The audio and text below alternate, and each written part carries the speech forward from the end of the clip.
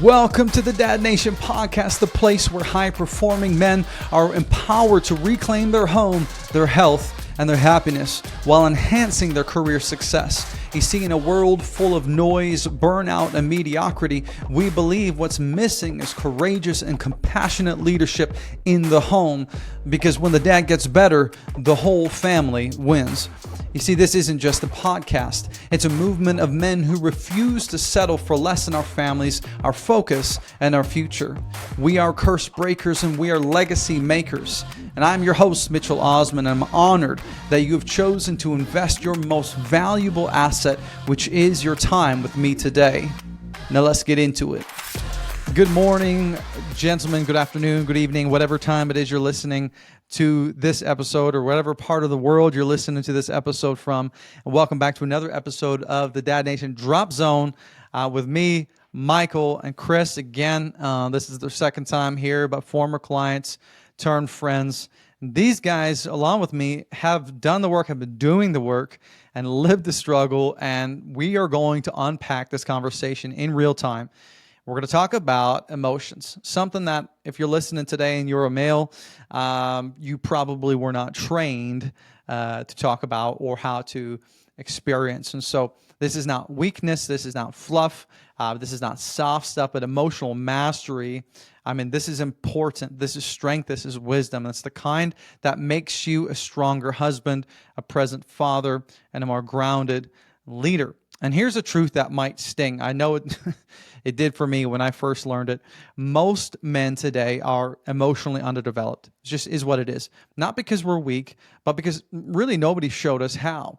There was a study done in the psychology of men and masculinity that found that men score significantly lower than women in emotional expression and awareness. Now, why is that? Well, it's because we probably grew up hearing things like, man up, stop crying, don't be so sensitive, real men don't cry, stuff it, So what do? Well, we took the advice. We shut it down. We shoved our emotions in a box. We locked it up and threw away the key, right? And now there's a lot of reasons for this. There was the World War II, for example, which a lot of us we don't necessarily even go that far back in our lineage, but this is just a few generations. Men experienced extreme trauma, had extreme PTSD, and came home and really had no tools to process it. They didn't have a local counselor on speed dial or psychologist. If they had anything, it was maybe the bottle, and the other veterans to talk to. But certainly they kind of stuffed it and suppressed it. And we're so thankful for their sacrifice, and fighting and what they gave for our freedom. But at the end of the day, they didn't have the tools to process a lot of this stuff. And those men raised men, and those men raised men. And we're just, like I said, just a few generations removed. And so we weren't really taught how to communicate about our emotions. And even if we were, there's something called normative male alexithymia, which is a bit of a mouthful, but you can Google it. But I'll unpack it for a second. And because the psychologists have actually coined this term, and that word alexithymia, it really coming from the coming from the Greek. If you unpack it, the A means to lack or without. The word thymos means emotions or feelings, and then lexis actually means word. Okay, so if we put it all together, normative meaning it's normal, male to be a male, and alexithymia means a lack of words for emotion. So men, it's normal for us to experience this lack of words. That's why when we're pressed to talk about our feelings, we kind of clam up. When our wife says, "Why didn't you talk about your feelings?" Well, I don't know. What do you mean? There's nothing I can do, but if I can't fix this thing, I don't want to talk about it, right? And so even if we did want to talk about it, we struggle to find the words. But here's the problem. When we stuff it down over and over again, that box usually breaks open in the form of maybe a blow up, or the opposite, maybe an implosion or a stone wall, or whatever that situation looks like for you.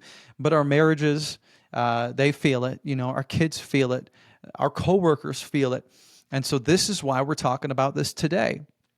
And so, I shared this in a podcast I was on recently, but 80% of how we see the world and how we see ourselves and some of these really perspectives that shape everything for us emotionally, psychologically, and all those different ways which we're going to get into. This was all formed before we were 12 years old, right? Which is wild. So this is why we often have to look to the past to see how we're wired, right? Observing our childhood, because that's when a lot of these things were formed.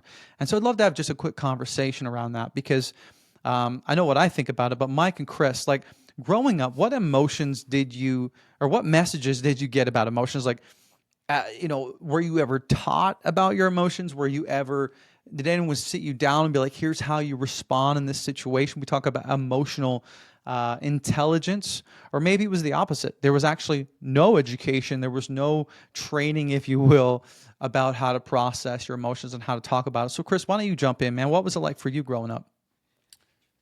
For me, it was, my dad was a great example. He was in the military for, I think, till I was about 16 or 17.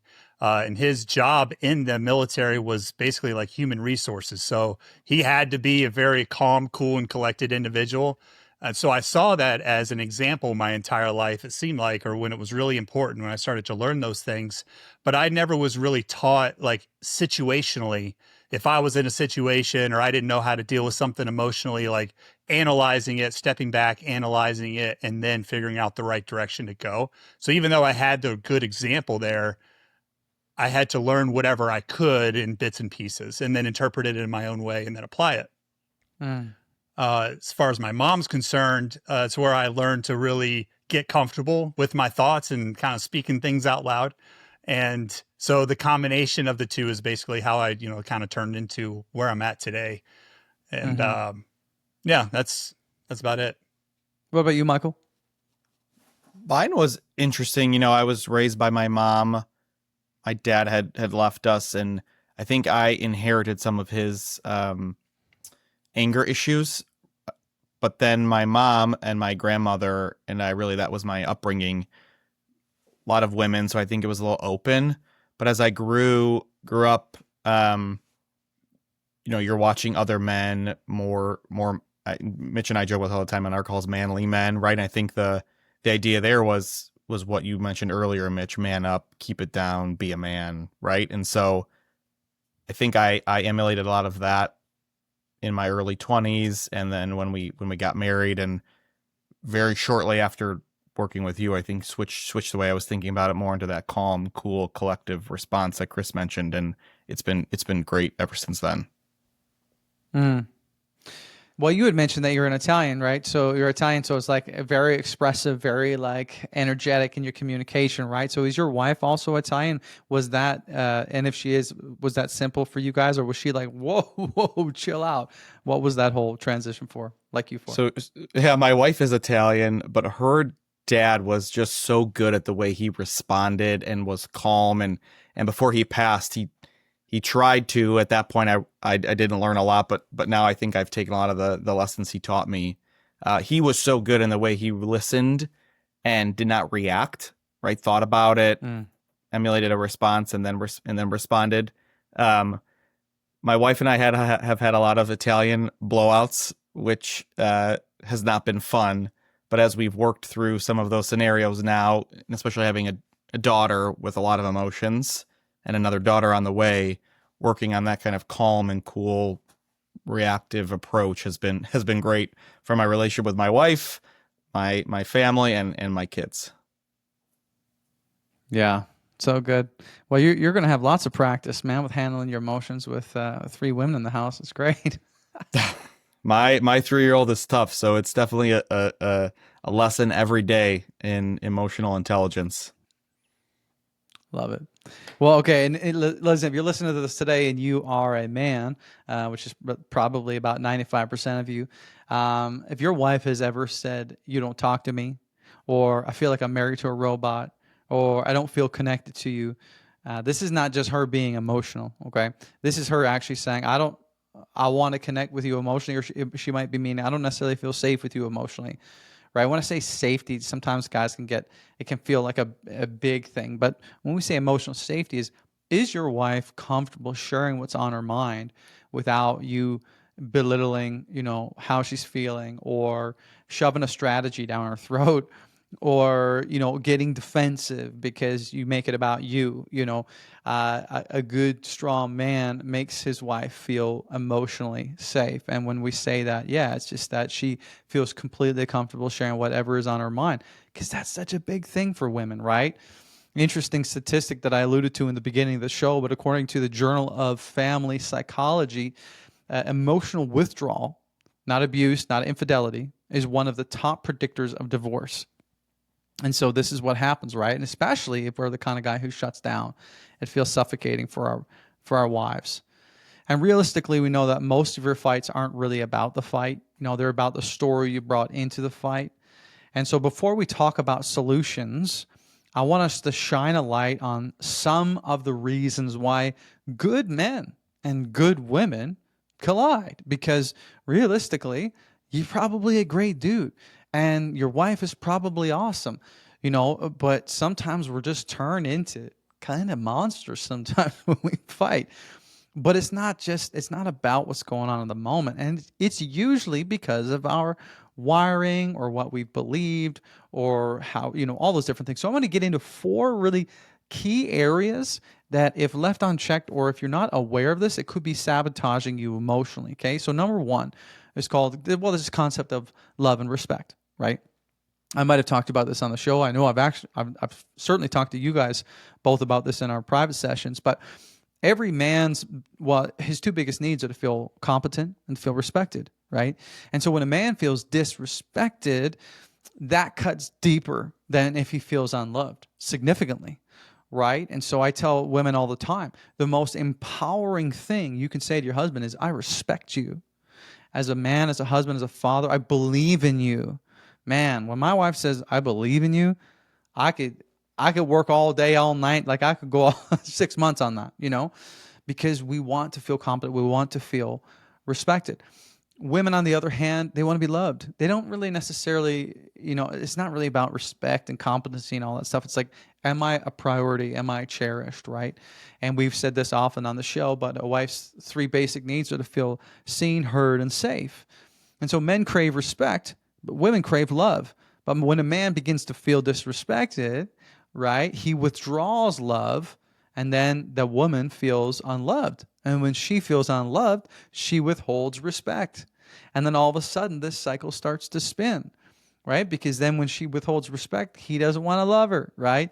And then we get stuck. And this is what's called the crazy cycle. There's a book actually written about this called Love and Respect. Brilliant concept. And so if you're listening to this and you're a man, I want you to think about maybe the last 5 years, some of the biggest fights you've ever had. Probably a high likelihood the reason why you were so upset was because you felt disrespected or incompetent. All right. So love and respect, when that's thrown off, it's massive.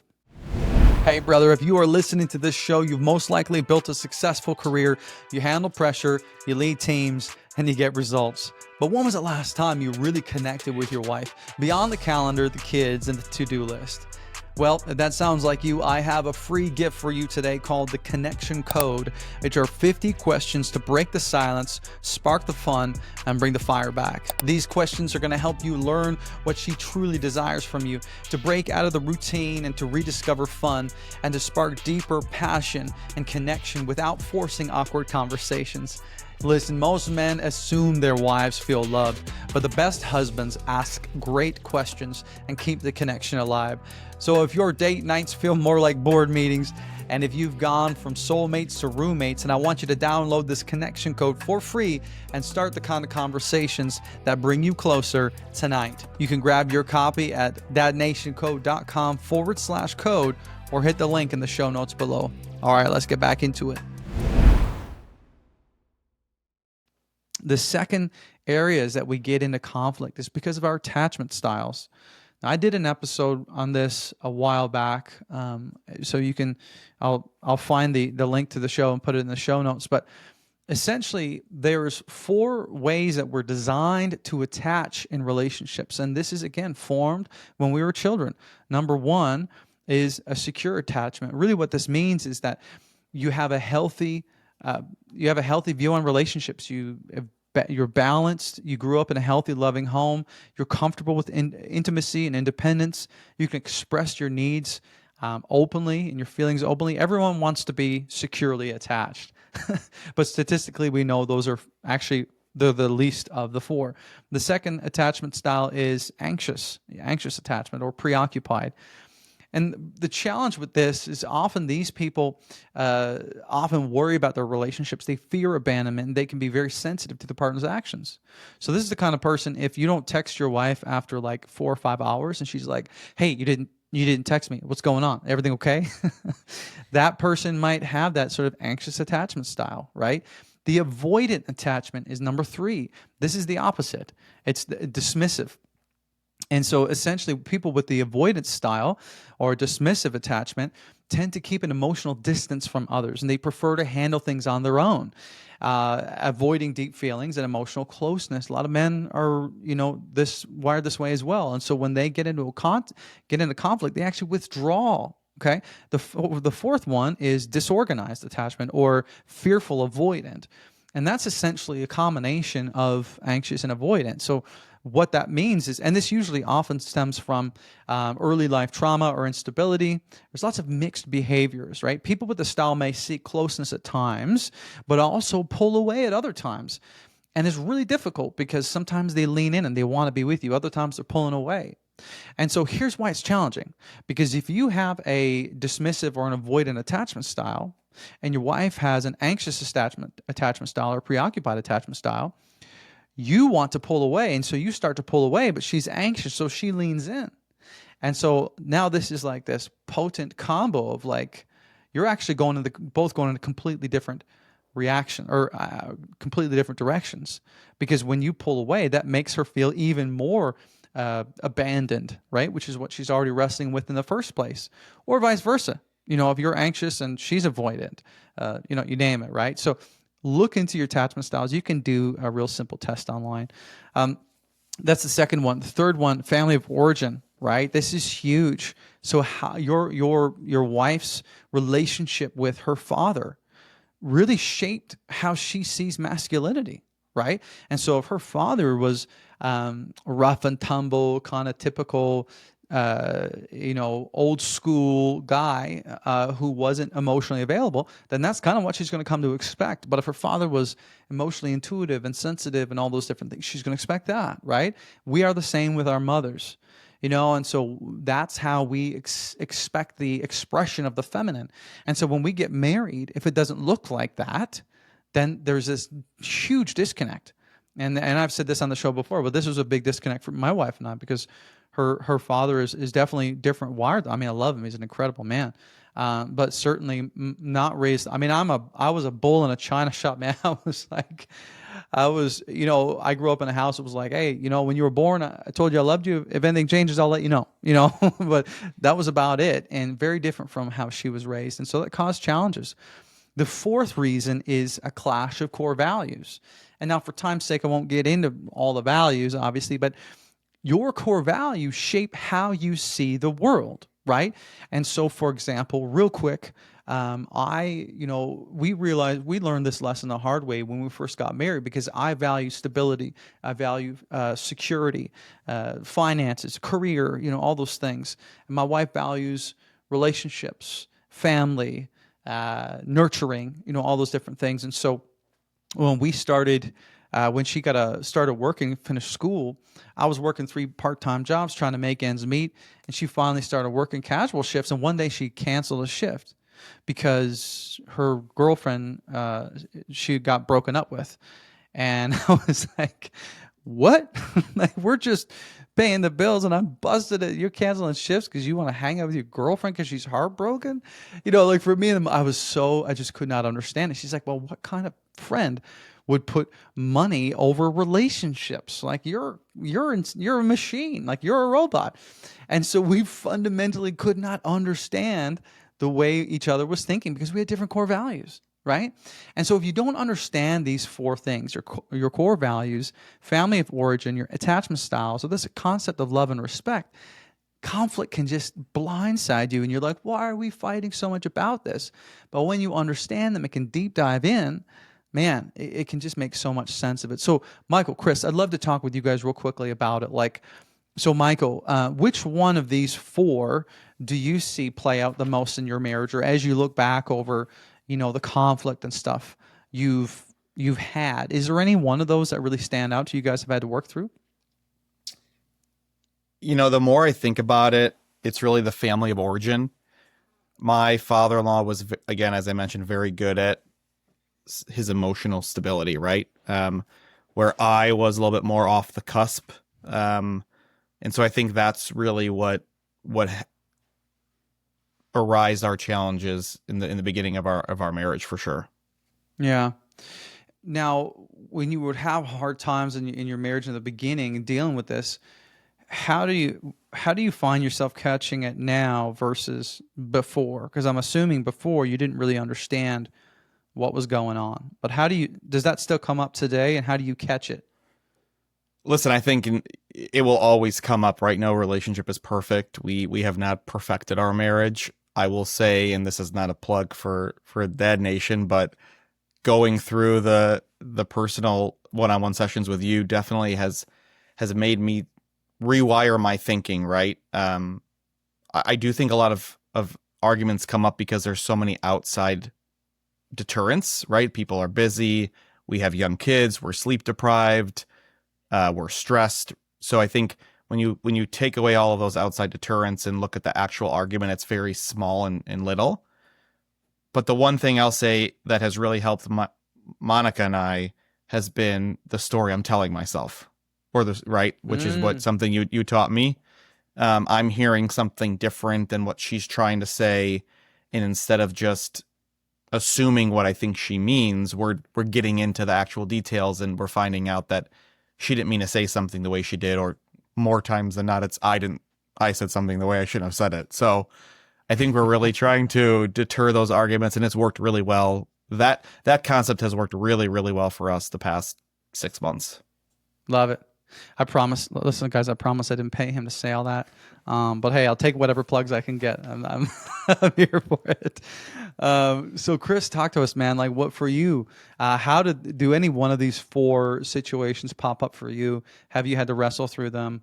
And then same thing. How do you catch it now as opposed to before? Oh yeah, and mostly just like Michael, a family of origin. I mean, my wife's family was she grew up. I mean, they're just quiet people. You go into their house and it's just like very, very low key. And I mean, but with that, there's a little bit of like not really speaking much, So whether it was, vocal or just gestures, whatever, there wasn't really a lot of that. So my wife is very low key. Doesn't have much to say. Like in big moments like that, she kind of dials it back. Whereas just like I was saying earlier, like I learned to be able to speak my thoughts, which perhaps, most of my thoughts should be inside thoughts instead of them being outside. So we've had to work through a lot because I would react in a situation, whereas we should have both just kind of kept cool, or mostly me should have kept cool. And we talked through it and identify what are some of these tickers that were really getting us to certain levels or getting me to a certain level, and squashing that much sooner than later. And then with that, I wanted to throw in, there's a little bit of the avoidant attachment too, where in our own ways, we would back away, but not in a good way, not to like really reset. It was, I don't want to talk to you now. This should just figure itself out. We'll reconvene in 48 hours and see what happens. Yeah. But that never happened. Yeah. Well, and what happens is sometimes a person presses in. It's like, I want to talk now. And the other person is actually wired to step away, or both press in, and that can be good. But if y'all are high energy and you're coming into this and you're like, no, we're going to figure this out right now, but you're dysregulated and it just gets worse, which we're going to talk about. But love it. Thank you guys for sharing. So for me and my wife, she is definitely a little less energy, she has way more emotional intelligence than me. And I'm pretty like, I can be aggressive. I can come in hot. I'm like, say whatever's on your mind. Don't candy coat it, don't whatever. And I remember the first time I lost my temper with her, she was like, I'll never forget the look on her face. She was like, I've married a monster. Like, Who are you? And she's just never seen it before, right? Because going back to the family of origin, she's like, this is insane. And I saw it every single day growing up. Like, I have two older sisters, and my mom's, they're passionate, emotional people. And I was like, well, what's the big deal? We're just having a conversation. And she thought I was just blowing up. So it was just wild, and understanding that can be so helpful. So we are going to talk now about the three R's, okay, of emotional mastery. Really, these 3 steps, if you take them, it's going to help you be able to communicate so much more clearly through conflict, be able to speak about your emotions in a more healthy way. And it's going to prevent, an escalation into a big blow up. It's going to be awesome. All right. And I'm not even over promising this. The first, and there's 3 R's. Okay. The first one is recognize. Okay. I know you guys I know I've coached you both personally in this, but the first step is to recognize when you are getting emotionally dysregulated, right? Because you can't change what you don't notice. And that's the thing. You've got to learn to observe what's going on. But here's the thing. Your emotions will show up physically. They will manifest physically in your body before you have that blow up or before you shut down. And so think about it, as we're talking, what are your physical tells, your physical signs? So for example, some get a tight chest, or they breathe shallow, or they clench their fists, or they tighten their jaw. Maybe they can feel their ears kind of throbbing, or their head. I begin to rub my hands together like this when I'm getting overwhelmed. These are your amber flags that you're about to shut down, lose your cool, or get overwhelmed. And one of the most powerful things you can do is have a conversation with your partner and say, what are my tells, right? Because I guarantee you, she knows them because she sees them all the time. Now, you don't necessarily see them, right? Ask her, what do you see in me when I'm getting dysregulated? Are there any physical signs? Because like I said, she'll often recognize it before you do. And have that conversation before you guys get into an argument. And that was how I realized mine. My wife was like, well, you start rubbing your hands together. I'm like, what? Rubbing my hands together? Sure enough, the next time I got in a fight, I caught myself doing it, and I would shake my knee. My leg starts to shake. And she's like, okay. And then when she sees that, she's like, hey, why don't we just like take a half hour, or do you need some space to just relax? And that has been great. But guys, so Michael, why don't you tell me, what are your physical tells? How did did your wife help you recognize them, or did you recognize them on your own? I feel I get like a rage in my. This is like internal, and I don't know. That's a great question. I should ask Monica, because I'm sure she'll have a list of answers for me of my physical tells for sure. But I can feel it now more than ever because I'm so more attuned to watching out for it or paying attention. Like, I just feel some like rage right in my chest. It gets a little tight, and I can feel it. And I'll probably do something with my hands, because typically we, as Italians, we move our hands a lot. But I will do something like that, and I'll feel it. And so I will tense up, and I'll get to a point where I can feel it, and I'll either exit the room or just say, hey, I need a minute, and go somewhere else for a little bit and calm down. Love it. Yeah, that's good. Yeah, it could be external, it could be internal, like you're saying, Mike. What about you, Chris? For me, I remember us going through this, and I think you know what my answer is going to be, and you're already chuckling. But I thought when I was trying to analyze how I responded in those situations before I asked her, I was thinking to myself, I don't think I do anything. I think I just let out as big a deep breath, or I try to, just calm down or calm myself down before whatever's happening or what I think is coming comes. So I just let out a deep breath. And so when I asked my wife, she's the first thing, she wouldn't even let me finish the question. She goes, oh, you let out this big, deep exhale. And we know it's coming. Like, you're about to drop a grenade. I'm like, I thought I was calming down. I was like getting ready for the conversation and the situation. And on the receiving end, they thought I was just about to just let them have it. So I had to be very, very conscious of that and almost tell myself to not respond immediately and create that space in my head, so in that way I could calm down in that first 10 or 15 seconds and not have a response in those moments immediately. Yeah, I remember us Still working talking. on it. I remember us talking, and yeah, I think you started doing breathing exercises, but you were with your family while doing it. Yeah. And then that actually made them more tense because like, oh, what's he gonna Yeah. do? I'm And like, now he's no, like breathing 4 or 5 times in a row. And then you said, well, go out, like maybe step out of the room. And I was like, so you want me to breathe and then step out of the room and come back? But we got it. We're managing it. We're in a much better spot now. it's so good. So good. And that's a great segue. But great point there. If you're going to do your breathing, which is important, don't do it in front of your family. Leave the room. Yeah, I forgot that part. And then do it. But that is the second step, to reflect, right? Because what we have to understand is when we're triggered, right? And this is a bit of neuroscience for you. When you're triggered, your prefrontal cortex in your brain. This is the thing that's responsible for logic, for reasoning, for impulse control, for thinking empathically, for connecting with your wife, negotiations, all that stuff. The blood flow actually limits to that part of your brain, and it essentially goes offline.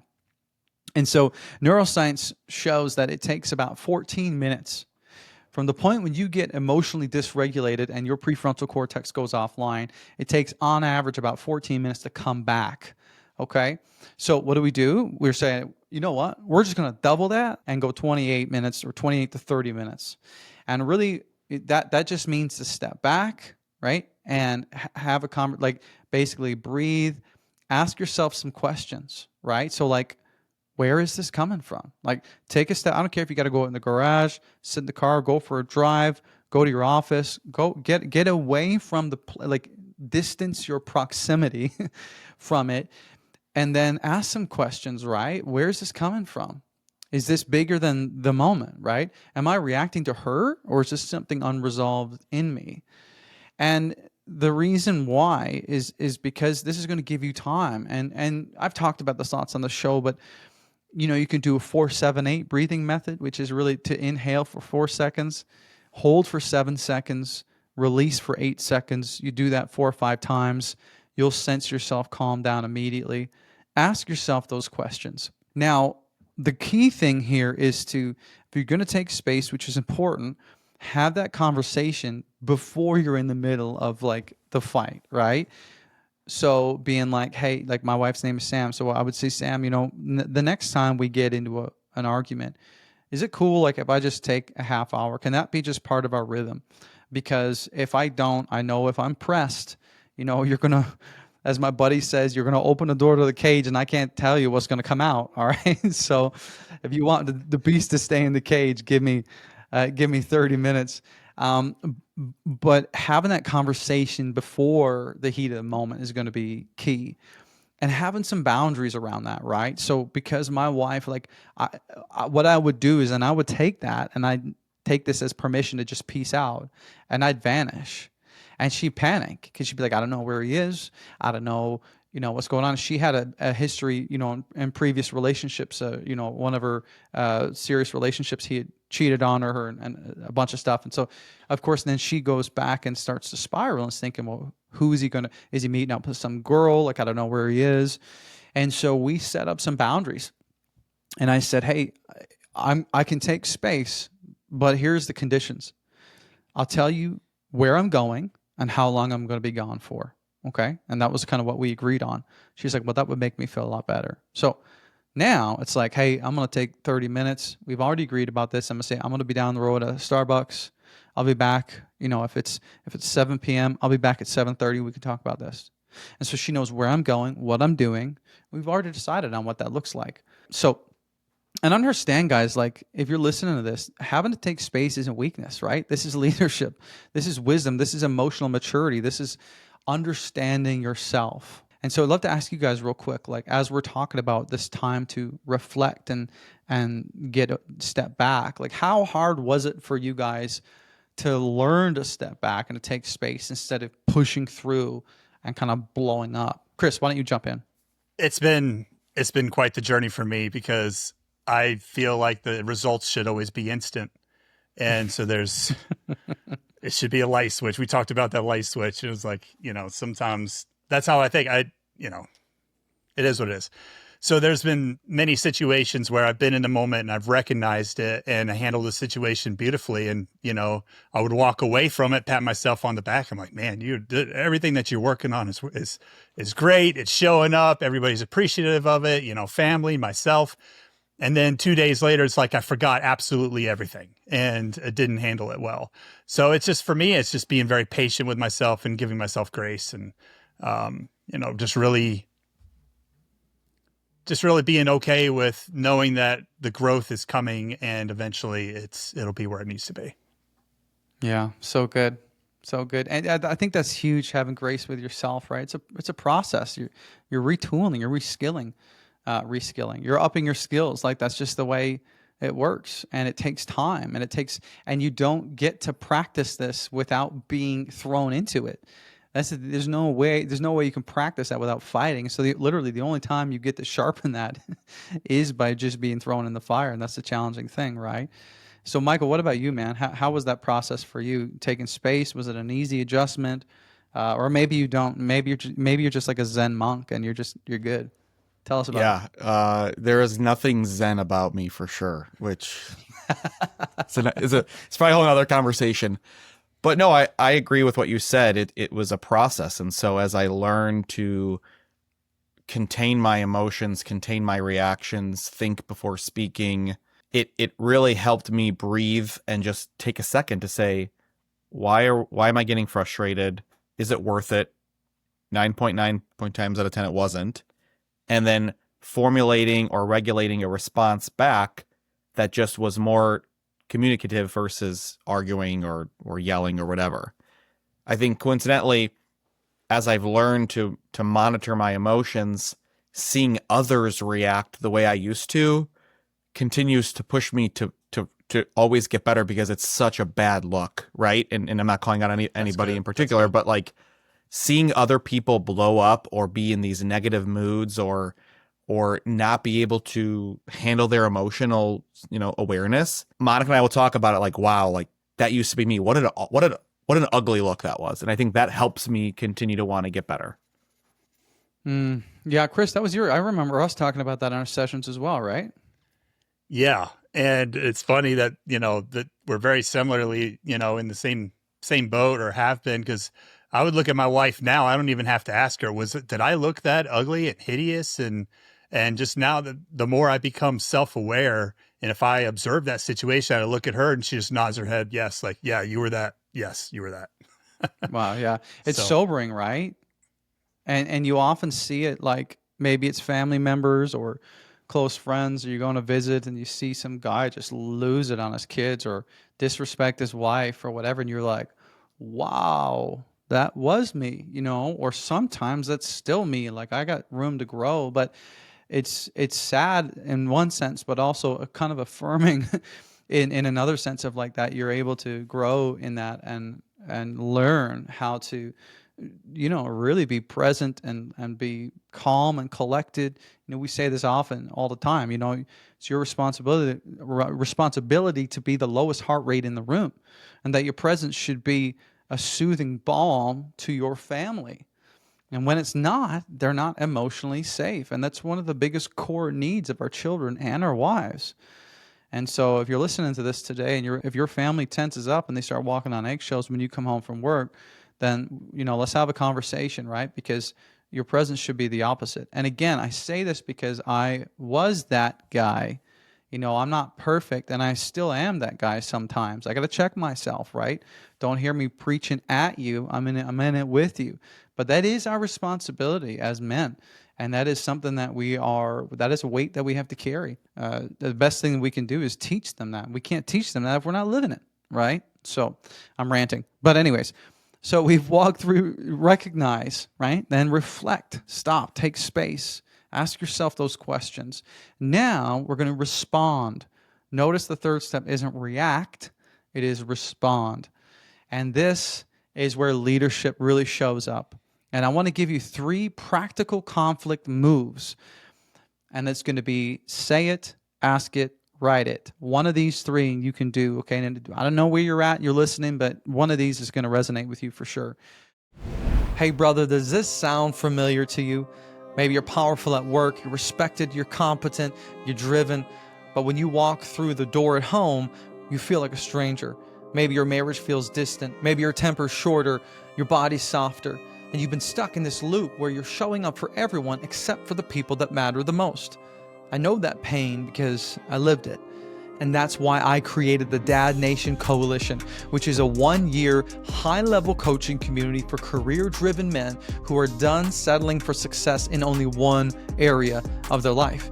Inside the coalition, we don't just talk about growth, we build it. You will create a life that your wife wants to be a part of. You'll become a father your kids look up to. You'll wake up proud of the man staring back at you in the mirror. And here's the best part, you won't do it alone. You'll be surrounded by a brotherhood of men who will challenge your excuses, sharpen your edge, and celebrate your wins like family. In the DNC, you're going to get 12 months of bi-weekly coaching calls with me and the other members of the coalition. You're going to get a customized fitness and nutrition plan designed for your specific goals, and exclusive access to my flagship trilogy called The High Performance Husband. You're going to get a one-to-one mastermind with me where we build your blueprint for success in every area. And lastly, an invitation to our exclusive annual mastermind and retreat. So if you're ready to rebuild your body, reignite your marriage, and rise up as a high-performance man of purpose, then apply today. Go to dadnationco.com/DNC or hit the link in the show notes below. All right, now let's get back into it. First one is one that Michael talked about in the beginning, was the story I'm telling myself. Now, this is not what I made up. Brene Brown developed this as far as I'm aware, and it's brilliant. Really what happens when we get in conflict like this, usually our wife says something and she says something with her own perception. Now, when we hear it, we're not hearing it filter through her thoughts and her feelings. We're hearing what the words that she's saying, and we're filtering it through our own insecurities, our frustrations, our, trauma from our childhood or whatever we got going on. And so it's actually very rare that when someone says something that we actually interpret it the way they meant it, because there's no way that we could understand where those words are coming from because we're not inside of her head. And so the reason why this is a problem is because, as you know, if you're married or in any kind of relationship, people say things and upset you and they don't mean to, but there's just the way we interpret it. And so what do we do in that moment? Well, when she says something that we're feeling triggered by or upset by, we say, "Hey, honey, the story I'm telling myself when you say fill in the blank is this," And what that does is it lets her into how you are interpreting her words, because otherwise she doesn't understand how you're receiving it. So, like a textbook one is, if your wife says something like, "All you care about is work. You work too much. You're never at home with me and the kids," right? You might say, "Honey, when you say that, the story I'm telling myself is that maybe you think that I'm a bad father, or that you think I'm a bad husband, or maybe that you don't care about what I do and how I provide for the family. Is that story true?" Saying it in a gentle way. She's gonna be like, "What?" Like in her mind, like, I'm not saying you're a bad husband or I don't care about how you provide for us. I just want you around more because we just love being around you and you contribute to this family, You're like, "Oh, you want to spend more time with me?" Or like, "You love being around me. That's why you want me here?" Okay, well, that's totally different, right? And so the story I'm telling myself is just a framework that you can use with your partner. And it sounds kind of cheesy or kind of gimmicky, but it works. It works so well. And so have that conversation with your wife. The second one is ask it, okay? Now, the situation here is when you guys get into a fight and the resolution really seems to be unclear, you might want to go take some space and reflect it. Maybe as you're reflecting, before you go to talk to her, ask yourself these questions. What have I done to contribute to this situation that we're arguing about, right? However small, however distant, we've both made errors, and I need to find out what my error was. The challenging thing, when you're asking yourself this, it really forces you to seek the answer because you want the answer because you're asking it. The next part of it, though, is you may not like the answer because it requires you to maybe humble yourself. But essentially, you ask the question, seek the answer, you reconsider that maybe you had a part to play this, and you're humbled, which, let's be real, is not a bad thing. And it's exhausting, it's humbling, but it's worth it every time. The second question I want you to consider asking, I ask myself this almost on the daily. Do you want to be right, or do you want peace in your home? And I'll tell you, choose peace, all right?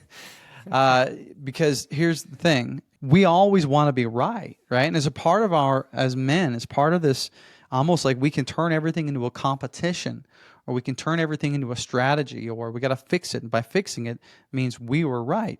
But you don't get peace by being right. You just get to be right, while your partner gets to be wrong and defeated, right? And so you do that 1,000 times and your marriage is going to be over. Okay, so choose peace always. The second step, or the third one, sorry, is to write it. And I love this one. If you're the kind of person who, man, maybe it's just too charged, like you're too just fired up, you might want to write your feelings down on a card.